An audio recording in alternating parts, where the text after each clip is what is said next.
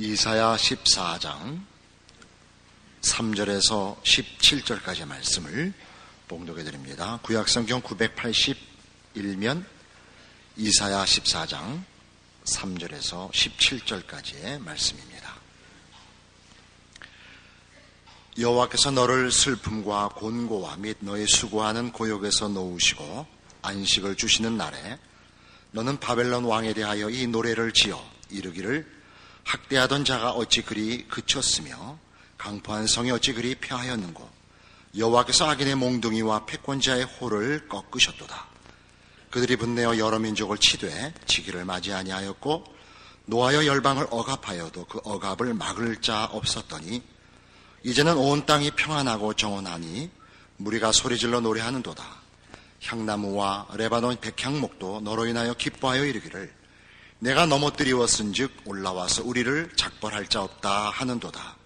아래의 음부가 너로 인하여 소동하여 너의 옴을 영접하되 그것이 세상에서의 모든 영웅을 너로 인하여 동하게 하며 열방의 모든 왕으로 그 보좌에서 일어서게 하므로 그들은 다 내게 말하기를 이르기를 너도 우리같이 연약하게 되었느냐 너도 우리같이 되었느냐 하리로다. 내 영화가 음부에 떨어졌으며 너의 비파 소리까지로다. 구더기가 내 아래 깔리며 지렁이가 너를 덮었도다. 너 아침의 아들 계명성이여 어찌 그리 하늘에서 떨어졌으며 너 열국을 엎은 자여 어찌 그리 땅에 찍혔는고. 내가 내 마음에 이르기를 내가 하늘에 올라 하나님의 묵별 위에 나의 보좌를 높이리라. 내가 북극 지폐의 산 위에 좌정하리라. 가장 높은 구름에 올라 지극히 높은 자와 비기리라 하도다. 그러나 이제 내가 음부 곧 구덩이의 맨 밑에 빠치우리도다. 너를 보는 자가 주목하여 너를 자세히 살펴보며 말하기를 이 사람이 땅을 진동시키며 열국을 경독시키며 세계를 황무케 하며 성읍을 파괴하며 사로잡힌 자를 그 집으로 놓아 보내지 않던 자가 아니뇨 하리로다. 오늘 이사야 14장은 그 유명한 계명성 이야기입니다. 이 계명성은 바벨론 왕에 관한 것입니다. 12절 너 아침의 아들 계명성이 어찌 그리 하늘에서 떨어졌으면 너 열국을 엎은 자요 어찌 그리 땅에 찍혔는고. 이것은 4절에 있는 너는 바벨론 왕에 대하여 이 노래를 지어 이르기를 학대하던 자가 어찌 그리 그쳤으며 강포한 성이 어찌 그리 폐하였는고 라는 말의 그 평행적 내용입니다.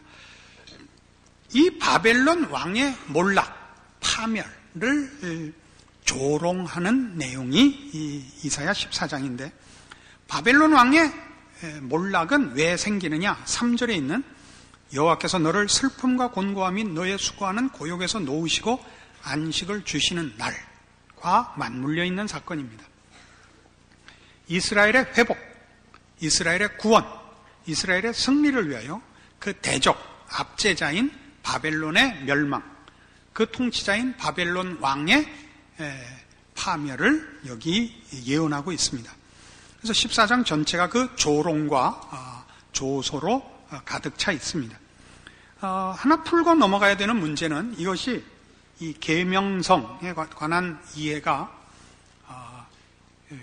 교회 역사상 크게 오해되어 있어서 바로 잡고 가야겠습니다. 계명성이라고 번역된 이 단어는 히브리어로는 벤 샤하르라고 해서 아침의 아들이란 뜻이고 그것을 헬라어로 번역할 때 헤오스포로스 발광체라는 뜻으로 번역을 했습니다. 그것을 라틴어로 번역한 것이 여러분 좀 아시는 그 루시퍼라는 단어입니다.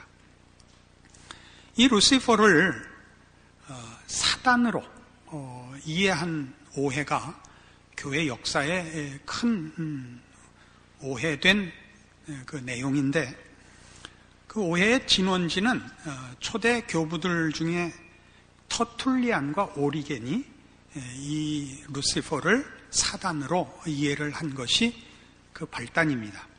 그러나 교회에 이것이 하나의 유행같이 이렇게 모두에게 오해되는데 결정적인 기여를 한 사람은 신라곤을 쓴 존 밀턴입니다. 존 밀턴이 신라곤에서 이 루시퍼를 사단으로 소개하는 바람에 적지 않은 교인들이 이 계명성 사건을 사단의 몰락으로 이렇게 이해를 하게 됐습니다. 그러나 이사야 14장은 철저하게 역사적 바벨론과 그 통치자인 바벨론 왕의 몰락을 그리고 있고 그것을 조롱하는 내용이지 사단에 관한 것은 아닙니다. 그러나 문제는 그것으로 끝나는 것이 아니고 이 바벨론과 바벨론 왕, 이 바벨론이라는 이 명칭은 역사적으로 한 나라이고 처음에는 한 도시였고 나중에 한 나라인데 이 제국은 역사적인 지위만 가지고 있는 것이 아니고 영적으로는 하나님을 반대하는 세력의 대표적인 상징의 그 이름을 가집니다. 계시록 18장에 가시면 신약 성경 맨 끝 책인 계시록 18장에서 이렇게 바벨론을 언급합니다. 여러 군데 있습니다만 대표적인 구절만 하나 봅니다. 계시록 18장 1절. 2일 후에 다른 천사가 하늘에서 내려오는 것을 보니 큰 권세를 가졌는데 그의 영광으로 땅이 환하여지더라. 힘센 음성으로 외쳐 가로되 무너졌도다 무너졌도다 큰 성 바벨론이여 귀신의 처소와 각종 더러운 영에 모이는 것과 각종 더럽고 가증한 새의 모이는 것이 되었도다. 여기서 바벨론은 지금 여기 역사적으로 등장할 때가 아니거든요. 지금 계시록 18장의 내용은 종말에 일어날 일을 예언하고 있는데 기원전 600년 전으로 존재했던 바벨론이 이제 앞으로 언제 일어날지 모르는 이 세상 역사의 끝에 이 바벨론이 무너지는 것으로 언급되고 있고 이 바벨론 성의 무너짐, 바벨론의 멸망은 곧 하나님 나라의 완성을 예시하는 그 전조로 소개되고 있는 것입니다. 잘 아시는 대로 바벨론은 바벨탑에서 유래된 것입니다. 다 아시리아어의 바빌리라는 그 명칭에서 따온 이름으로 바벨탑이 하나님의 심판을 거스르는 인간의 힘을 모아 하나님과 대항하려던 그 유명한 사건의 그 내용이었던 것처럼 바벨론은 동일한 내용을 잇는 의미로 성경에서는 상징화되어 있는 것입니다. 그럼 이 이사야 14장에 등장한 바벨론 왕의 멸망은 이미 역사적으로 이제 일어났고, 물론 지금 이사야 14장에서는 이것이 아직 예언이었습니다마는 후에 우리는 바벨론이 철저히 패망된 것을 잘 알고 있고, 이제는 그런 나라도 도시도 다 없어지고 말았습니다. 근데 이 바벨론의 멸망은 3절에서 아까도 이사야 14장 3절에서 보는 바와 같이 이스라엘의 구원과 회복과 승리와 물려있는 사건입니다. 그러니까 우리가 우리 신자로서 현대를 사는 신약 성도로서 바벨론의 멸망은 우리에게 허락된 하나님의 백성의 승리, 메시아 왕국의 완성과 이 바벨론 왕국의 멸망과는 물려있는 일이고, 그러면 우리가 지금 현실적으로 경험하고 있는 신앙의 현주소가 이 바벨론의 멸망과 어떻게 연결되어 있느냐 하는 것을 우리가 한번 따져봐야 할 문제인 것입니다. 우리는 이 문제를 이미 이사야 11장에서 또는 12장에서 메시아의 도래에 대한 성경의 예언과 함께 이미와 아직 사이에 놓여있는 하나님의 백성들의 그 긴장 상태에 놓인 신앙의 현실을 확인할 때 한번 살폈었습니다. 그러나 오늘은 그 문제를 한 걸음 더 진전시키려고 합니다. 예수님께서 이 땅에 오셔서 우리를 죄와 사망에서 구원하시고 이제 영원한 나라에 우리를 부르고 계십니다. 예수 그리스도로 말미암아 우리는 죄와 사망에서 벗어났고 우리 몸의 구원과 영원한 영광의 완성을 기다리는 이미와 아직 사이의 긴장 상태에 있다 그랬습니다. 이것을 부정적으로 보면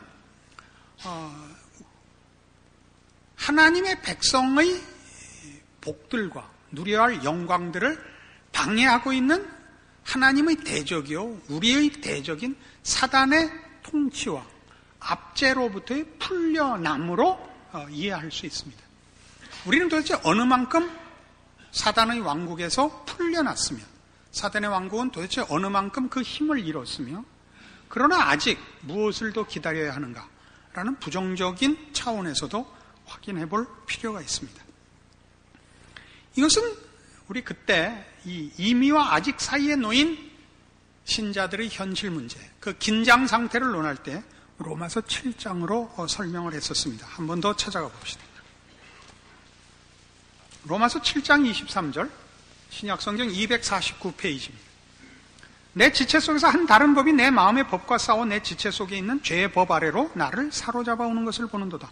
오라 나는 곤고한 사람이로다. 이 사망의 몸에서 누가 나를 건져내랴. 이 사람과 8장 1절에 있는 그러므로 이제 그리스도 예수 안에 있는 자에게는 결코 정죄함이 없나니 이는 그리스도 예수 안에 있는 생명의 성령의 법이 죄와 사망의 법에서 너를 해방하였습니다. 라고 소개되어 있는 8장의 사람과 어떤 관계냐 하는 것이었죠. 이것은 그때 분명히 말씀드리기를 성화의 단계를 설명하는 것은 아니라고 했습니다. 7장은 실패하는 신자고 8장은 승리하는 신자라 이런 의도가 바울에게 없습니다. 로마서 7장에 있는 오라 나는 곤고한 사람이로다 이 사망의 몸에서 누가 나를 건져내랴는 율법 아래 있는 사람입니다. 율법 아래 있는 사람. 8장에 있는 이제 예수 그리스도로 말미암아 구원을 얻은 자들은 생명의 성령의 법 아래 있는 자들입니다. 이거는 그가 속한 나라와 그 나라의 통치의 원리의 차이를 설명하고 있는 것이지 7장과 8장은 결단코 신앙의 수준을 비교하는 것은 아닙니다. 8장은 자연인이고 7장은 자연인이고 8장은 구원 얻은 성도들입니다. 그럼 무엇을 얘기하려고 하는가? 예수 그리스도께서 십자가를 지심으로 말미암아 우리에게 이미 이루어 주신 것이 무엇인가를 설명하고 싶어 하는 것입니다. 이미 이루어 준 것이 뭐냐? 죄와 사망의 법에서 벗어났다는 것입니다. 그러니까 사단의 왕국에서 벗어났다는 것이죠. 말하자면 사단은 더 이상 우리의 통치자가 아닌 것입니다. 우리는 죄와 사망의 법 아래 있지 않습니다. 그것을 고린도전서 15장으로 가서 따지면 이렇게 됩니다. 그때도 이렇게 다 따졌었습니다. 신약성경 284페이지 고린도전서 15장 51절입니다. 보라 내가 너희에게 비밀을 말하노니 우리가 다 잠잘 것이 아니요 마지막 나팔에 순식간에 홀연히 다 변화하리니 나팔 소리가 나면 죽은 자들이 썩지 아니할 것으로 다시 살고 우리도 변화하리라. 이 썩을 것이 불갑을 썩지 아니할 것을 입겠고 이 죽을 것이 죽지 아니함을 입으리로다. 이 썩을 것이 썩지 아니함을 입고 이 죽을 것이 죽지 아니함을 입을 때에는 사망이 이김에 삼킨 바 되리라고 기록된 말씀이 응하리라. 사망아 너의 이기는 것이 어디 있느냐? 사망아 너의 쏘는 것이 어디 있느냐? 사망에 쏘는 것은 죄요 죄의 권능은 율법이라. 자, 이 마지막 부활을 우리에게 약속하고 확인시키고 있는데 그래서 무엇을 얘기하고 있느냐? 바울이 우리가 죽는 것이 끝이 아니다. 죽는 것이 끝이 아니다. 우린 부활한다. 부활한다 하면서 뭘 조롱하느냐 하면 마치 이사야 14장에서 바벨론 왕의 몰락을 조롱하듯이 뭘 조롱하느냐? 56절 사망아 너의 이기는 것이 어디 있느냐? 사망아 너의 쏘는 것이 어디 있느냐라고 사망을 조롱합니다. 사망을 조롱해요. 왜 사망을 조롱하느냐? 사망은 무엇을 근거로 해서만 효력을 발생하느냐 하면 죄를 져야만 효력을 발생합니다. 죄값으로만 죽습니다. 근데 죄는 어떻게 돼야만 죄가 성립이 되느냐 하면 법이 있어야만 죄가 성립이 됩니다. 그렇죠? 법이 있어야만. 중앙선이 있어야 중앙선 침범이라는 게 성립이 되고 제한 속도가 명시돼야 과속이라는 게 범죄가 되는 것입니다. 그러니까 여기서 사망을 조롱할 수 있는 것은 우리가 법 아래에 있지 않기 때문에 죄라는 것이 성립될 수 없고, 죄가 성립되지 않으면 사망이라는 효력이 우리에게 힘을 쓸 수 없다는 걸 얘기하고 있는 것입니다. 알아들으시겠습니까? 이러시기입니까? 그래서 아까 본 로마서 7장과 8장 얘기는 뭐냐면, 우리에게 뭐가 일어났느냐? 우리는 더 이상 법 아래에 있지 않다는 것입니다. 구원을 얻었다. 예수 그리스도께서 우리를 위하여 죽으셨다. 이게 무엇을 의미하느냐? 이미 시작된 게 뭐냐? 우리는 법 아래에 있지 않고 생명과 성령의 법, 즉 은혜 아래에 있다는 것을 얘기하고 싶어하는 것입니다.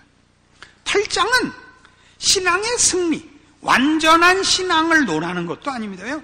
8장, 그때 얘기했죠. 8장이 뭐라고 했어요? 8장이 이미 탄식이 있다니까요. 8장이 탄식. 8장 18절, 생각건대 현재의 고난은 장차 우리에게 나타날 영광과 좋게 비교할 수 없도다. 피조물에 고대하는 바는 하나님의 아들들에 나타나는 것이니, 피조물이 허무한데 굴복하는 것은 자기 뜻이 아니 오직 굴복해 하시는 이로 말미암음이라. 그 바라는 것은 피조물도 썩어지며 종로로 한 데서 해방되어 하나님의 자녀들의 영광이 자유에 이루는 것이니라. 피조물이 다 이제까지 함께 탄식하며 함께 고통하는 것을 우리가 아나니, 이뿐 아니라 또한 우리 곧 성령의 처음 익은 열매를 받은 우리까지도 속으로 탄식하여 양자될 것 곧 우리 몸의 구속을 기다리느니라. 8장에 이 인물이 탄식을 한다니까요. 8장은 신앙의 완성이 아닙니다. 완전한 신앙의 경지를 논하고 있지 않습니다. 7장은 그렇지 못하고 실패하는 신자를 설명하는 것도 아닙니다. 7장은 구원받지 못한 자연인들의 위치를 얘기하는 것입니다. 그들은 법 아래에 있습니다. 그리고 그 법을 지킬 능력이 없습니다. 그들은 절망밖에 없습니다. 그러나 8장의 인물은 그는 더 이상 법 아래에 있지 않습니다. 그는 은혜 아래에 있습니다. 이런 것과 같죠.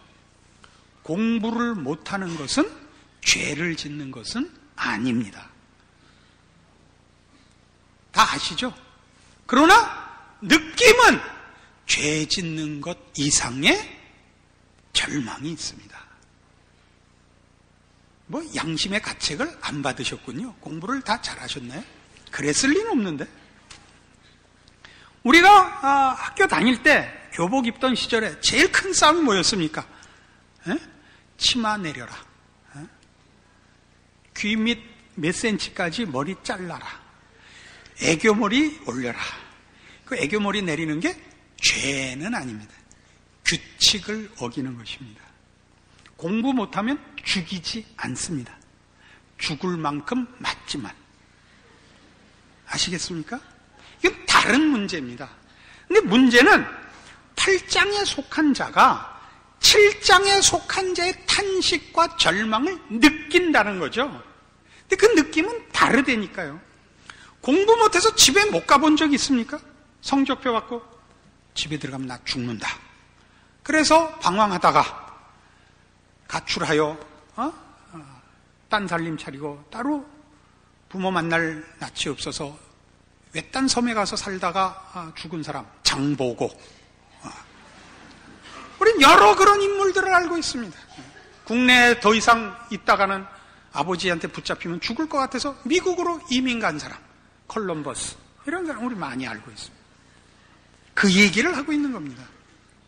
그래서 우리 지난번에 이 문제를 논할 때는 무엇을 확인시켰냐 하면 8장에 속해 있는 성도가 희열과 승리와 형통으로 가고 있는 것이 아니라 좌절과 절망과 갈등 속에 있다를 확인했습니다. 기억나십니까? 신앙의 현실은 갈등이다, 절망이다 그랬습니다. 그 절망은 7장의 절망과는 물론 다릅니다. 그럼 오늘 확인시키려고 하는 것은 뭐냐면, 우리가 이 8장에 속한 자이기 때문에 우리가 절망을 느끼고 우리가 갈등을 느끼고 우리가 비탄에 빠진다고 할지라도 사실상의 절망과 비극은 없다는 것을 확인시키고 싶습니다. 왜냐하면 이미 시작됐기 때문입니다. 뭐가? 우리는 죄와 사망의 법 아래에 있지 않고 생명과 성령의 법 아래에 있는 것입니다. 이미 우리는 부모의 사랑을 받는 자녀인 것입니다. 그래서 여러분 잘 아시는 야고보서에 등장하는 너희가 시험을 만나거든 온전히 기쁘게 여기라 라든가 환난이 우리에게 소망을 이룬다 라는 로마서 5장의 표현 같은 것들이 가능해지는 것입니다. 그것은 좋은 선생님을 만나는 것, 더 많은 숙제와 어려운 시험을 보는 것과 같습니다. 그건 다 학교에서 시험 봐서 시험 성적이 나쁘면 죽이자고 시험을 보는 것이 아니라 어려운 시험을 보는 것은 실력을 더 만들기 위하여 허락되는 것이지, 시험 봐서 60점 이상은 살려주고 60점 아래는 죽인다. 80점 이상은 상 주고 80점 아래는 때린다는 있지만 눈가를 뽑는다. 이런 일은 없는 것입니다. 알아들으시겠죠? 이게 성경이 우리에게 약속한 것입니다. 그래서 이런 중요한 성경의 결론들을 우리가 간직해야 됩니다. 요한일서 4장입니다. 신약성경 392페이지, 신약성경 392페이지, 요한일서 4장 15절. 누구든지 예수를 하나님의 아들이라 시인하면 하나님이 저 안에 거하시고 저도 하나님 안에 거하느니라. 하나님이 우리를 사랑하시는 사랑을 우리가 알고 믿었노니 하나님은 사랑이시라. 사랑 안에 거하는 자는 하나님 안에 거하고 하나님도 그 안에 거하시느니라. 이로써 사랑이 우리에게 온전히 이룬 것은 우리로 심판날에 담대함을 가지게 하려 함이니 주의 어떠하심과 같이 우리도 세상에서 그러하니라. 사랑 안에 두려움이 없고 온전한 사랑이 두려움을 내어 쫓나니 두려움에는 형벌이 있습니다. 두려워하는 자는 사랑 안에서 온전히 이루지 못하였느니라. 자, 이걸 확인하자고요. 우리는 하나님과의 관계가 사랑의 관계입니다. 법의 관계가 아닙니다. 그래서 두려움을 갖지 말라는 것입니다. 두려움을 갖지 말라. 여러분이 부끄러울 수 있습니다. 부끄러운 것과 두려운 건 다릅니다. 사랑이라는 이름으로 여러분이 방자하거나 게을러도 좋다는 것은 아닙니다. 무책임해도 좋다는 것은 아닙니다. 사랑은 법보다 더 많은 것을 요구합니다. 그것은 형벌의 문제가 아닙니다. 하면 목숨이 부지되고 못하면 죽는 그런 문제가 아니고 사랑의 관계입니다. 그것은 감사와 기쁨과 존경과 이런 것으로서의 그 열심이지 법적인 그런 차원에서의 개념이 아닙니다. 그러니까 여러분이 가지시는 신앙상의 문제들은 그것이 두려움의 문제가 아니고 부끄러움의 문제입니다. 여러분이 여러분의 신앙을 실패한다고 해서 하나님이 여러분을 버리시지 않을 것입니다. 그런 로마서 8장 31절 이하에 있는 만일 하나님이 우리를 위하시면 누가 우리를 대적하리요? 예, 이미 다 포함되어 있는 얘기입니다. 우리마저도 우리를 포기할 수 없습니다. 우리가 우리 꼬라지에 대하여 실망을 했다고 해서 하나님이 우리를 포기하지는 않습니다. 나는 나를 포기해도 하나님은 나를 포기하지 않습니다. 그런 차원에서 기독교가 자살을 인정하지 않는 것입니다. 자살을 막는 이유는 생명에 관한 것이 아니라 내가 나에 대하여 포기하는 것을 불신앙으로 간주하는 것이고, 그것이 불신앙이라는 것은 하나님이 우리를 포기하지 않는다는 예수 그리스도를 보내신 그의 사랑을 근거한 성경의 약속들이기 때문에 그렇습니다. 오늘 여러분이 여러분의 신앙을 확인해야 하는 것은 바로 이 시점입니다. 죄를 졌다 안 졌다, 하나님 앞에 내가 할 도리를 했다 안 했다를 형벌의 문제, 법적인 차원에서 묻지 마시고 사랑의 차원에서 확인하셔서 당연히 부끄러움을 가지셔야죠.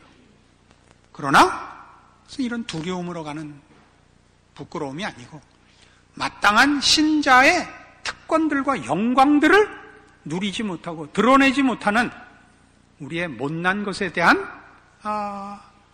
그런 부끄러움이어야 옳습니다. 그리고 그것이 부끄러움에 국한되는, 하나님과 나 사이를 그 무엇으로도 방해할 수 없는 이미 사랑의 관계, 은혜의 자리에 들어와 있는 우리의 위치를 확인하는 차원에서의 부끄러움이어야 하고, 그래서 그 부끄러움이 부끄러움으로 그치지 않고 분발로 가고 돌이키고 근신하고 열심을 내는 참다운 신자의 자리로 가는 믿음의 근거가 되는 성경의 이 말씀드려야 합니다. 이것들은 우리 모두가 선택의 여지 없는 은혜의 자리요, 운명입니다. 우리에게 남은 것은 신자다우냐 안 다우냐의 문제만 남아있고, 사랑을 제대로 받고 거기에 반응하느냐 못하느냐의 못났냐 잘났냐의 문제만 남은 것입니다. 이것이 이미 우리에게 이루어진 것입니다. 주님 다시 배울 날이 가까웠고 그 앞에 설 날이 분명한데, 여러분 모두 지혜롭고 마땅한 여러분의 책임을 완수하시는, 여러분에게 허락된 구원과 특권들이 빛을 발하는 남은 여생이 되기를 바라는 것입니다. 기도하십시다. 하나님 아버지, 은혜를 감사합니다.